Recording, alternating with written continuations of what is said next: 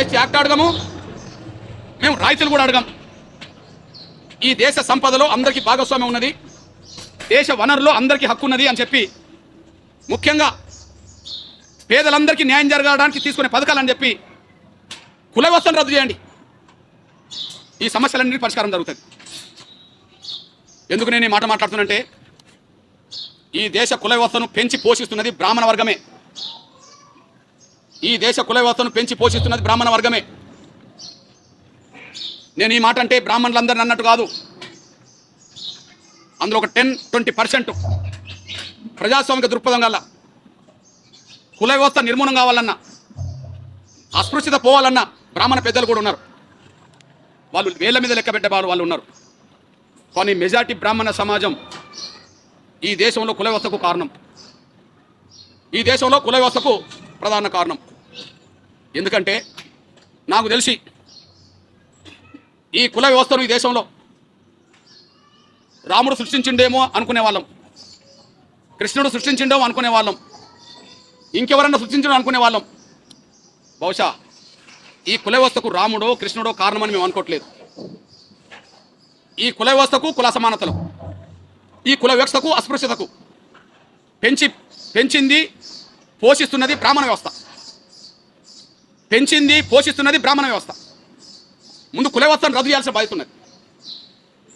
కుల వ్యవస్థను రద్దు చేయాల్సిన బాధ్యత ఉన్నది. కారణం ఏంటంటే, కుల వ్యవస్థలో అగ్రగణ్య హోదా ఎవరు పెట్టుకున్నారు? ఈ దేశ కుల వ్యవస్థలో అగ్ర పీఠం ఎవరు పెట్టుకున్నారు? బ్రాహ్మణులే పెట్టుకున్నారు. ఇతర కంటే తక్కువ పెట్టుకున్నారా? ఈ కుల వ్యవస్థలో అగ్రహోదా వాళ్ళదే కదా. బ్రాహ్మణ, క్షత్రియ, వైశ్య, శూద్ర, ఇంకా పోతే పంచమ, ఇప్పుడు దళితులు అంటారు వాళ్ళు, అంతే కదా. అంటే అగ్రకుల హోదా ఎవరు పెట్టుకున్నారు? వాళ్ళే పెట్టుకున్నారు. నాకు తెలిసి కుల వ్యవస్థ ఈ దేశంలో వేలునుకోవడానికి, కుల వ్యవస్థ ఈరోజు విజృంభించడానికి, ఈ దేశంలో అసమానతలు పెరగడానికి, భారతీయుల మధ్యలో అనైక్యత లేకుండా చేయడానికి కుల వ్యవస్థ కారణం.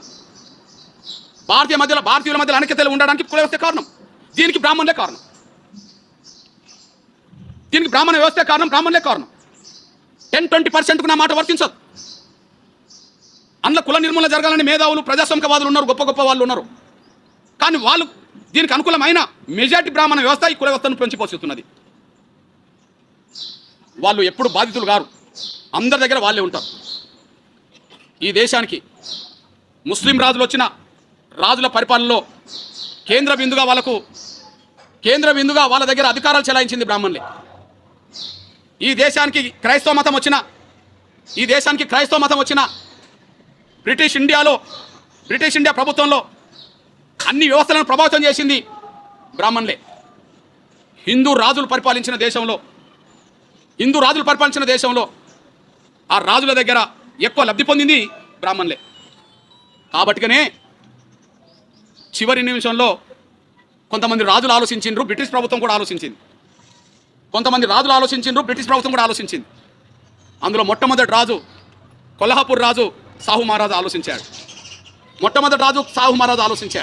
ఏం ఆలోచించాడు? ఈ వ్యవస్థలో మొత్తము అధికారులందరూ బ్రాహ్మణులు అయిపోయినరు, బ్రాహ్మణేతరులందరికీ ఒక హక్కులు కల్పించాలని చెప్పి రిజర్వేషన్లు ఇచ్చాడు. ఎవరికి ఇచ్చాడు?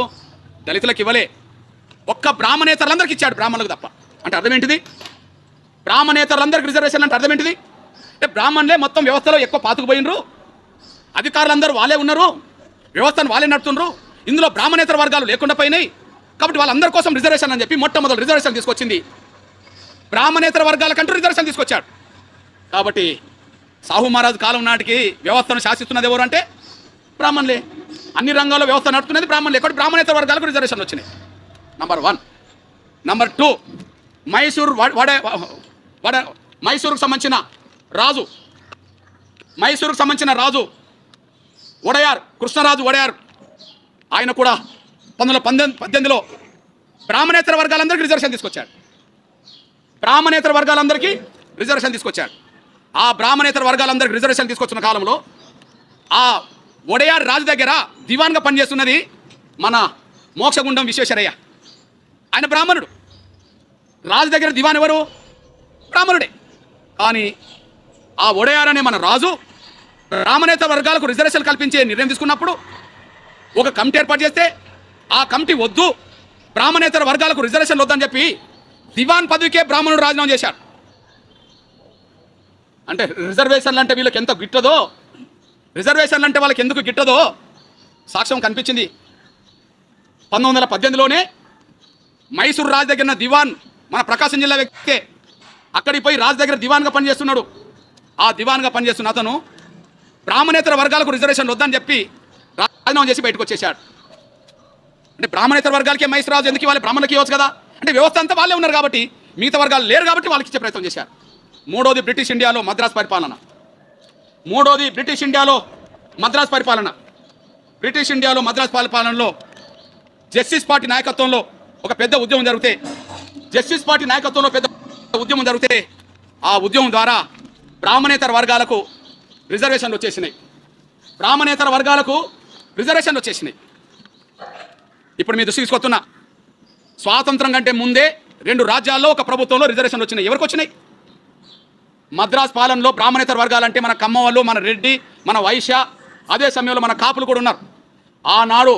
ఆనాడు వచ్చిన రిజర్వేషన్ల ఫలాలే ఈనాడు కమ్మ, రెడ్డి, బ్రాహ్మణేతర వర్గాలు కొంత ఆర్థికంగా, రాజకీయంగా ఎదగడానికి దారితీసింది. వాళ్ళ పరిపాలనలో భాగస్వాములైంది. మైసూరు రాజు బ్రాహ్మణేతర వర్గాలకు రిజర్వేషన్లు ఇస్తే వక్కలిగ, కాళింగ లాంటి వాళ్ళు అక్కడ ఒక రాజ్యాన్ని పరిపాలించే కాడికి వాళ్ళు వచ్చేసారు. అదే సమయంలో బ్రాహ్మణేతర వర్గాలకు అక్కడ రిజర్వేషన్లు ఇవ్వడం వల్లనే మహారాష్ట్రలో మరాఠీలు, మరాఠవాడలు వాళ్ళు రోడ్డు మీదకి వచ్చేసారు. అంటే కొన్ని వేల సంవత్సరాలుగా బ్రాహ్మణుల ఆధిపత్యమే, అది హిందూ రాజుల దగ్గరైనా, అదే సమయంలో వాళ్ళు ముస్లిం రాజులైనా, వాళ్ళు బ్రిటిష్ ఇండియా పాలనలైనా మొత్తం బ్రాహ్మణుల పెత్తనమే, బ్రాహ్మణుల ఆధిపత్యమే.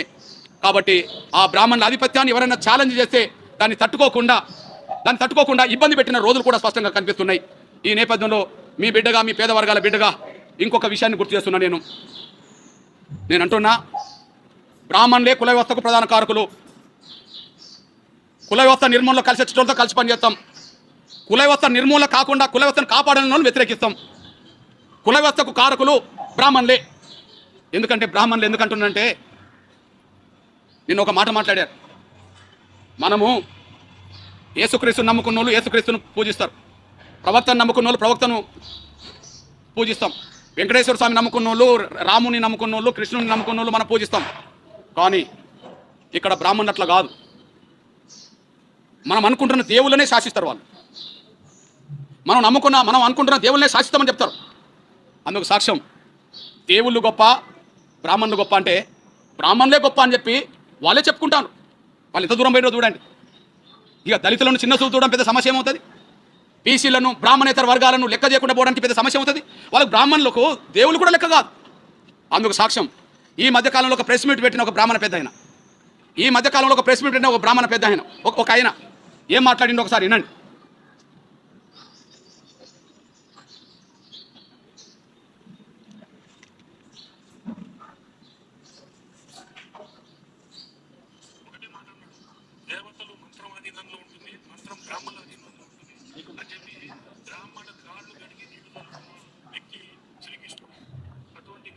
మళ్ళీ దయచేసి వినాలి. ఎవరు నమ్ముకున్న దేవుళ్ళు మనం పూజిస్తాం, కానీ మనం నమ్ముకున్న దేవుళ్ళని వాళ్ళు ఏమంటారు వినండి.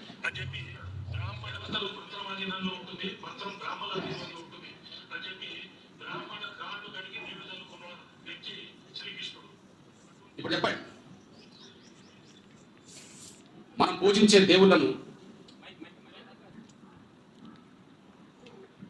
హిందువులుగా అన్ని వర్గాల వాళ్ళు పూజిస్తారు కదా శ్రీకృష్ణుడిని. కానీ మంత్రం ఆధీనంలో దేవుళ్ళుంటే, మంత్రం బ్రాహ్మణుల ఆధీనంలో ఉంటుంది కాబట్టి మంత్రం ఆధీనంలో దేవుళ్ళు ఉంటారంట, కానీ మంత్రమే బ్రాహ్మణుల ఆధీనంలో ఉంటుందంట. కాబట్టి శ్రీకృష్ణుడే మా కాళ్ళు కడిగిన నీళ్ళను నెత్తిన పోసుకున్నాడు అనే మాట బ్రాహ్మణులు అంటే వాళ్ళ అహంకారం ఏ స్థాయికి ఎదిగిందో చూడండి.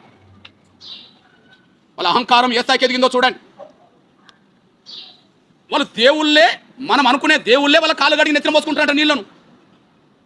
ఇక దళితులు అంటే వాళ్ళకి ఏం లెక్క? బీసీలు అంటే, బ్రాహ్మణేతర వర్గాలంటే ఇంక వాళ్ళకి ఏం లెక్క చెప్పండి? ఇది సాక్ష్యం. ఇక్కడ మీ దృష్టికి తీసుకొస్తున్నా. ఇక్కడ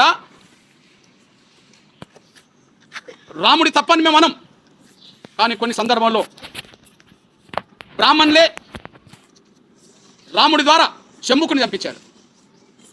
ఆనాడు ఆనాడు రాజధర్మం ప్రకారం అంట, ఆనాడు రాజధర్మం ప్రకారం అంట,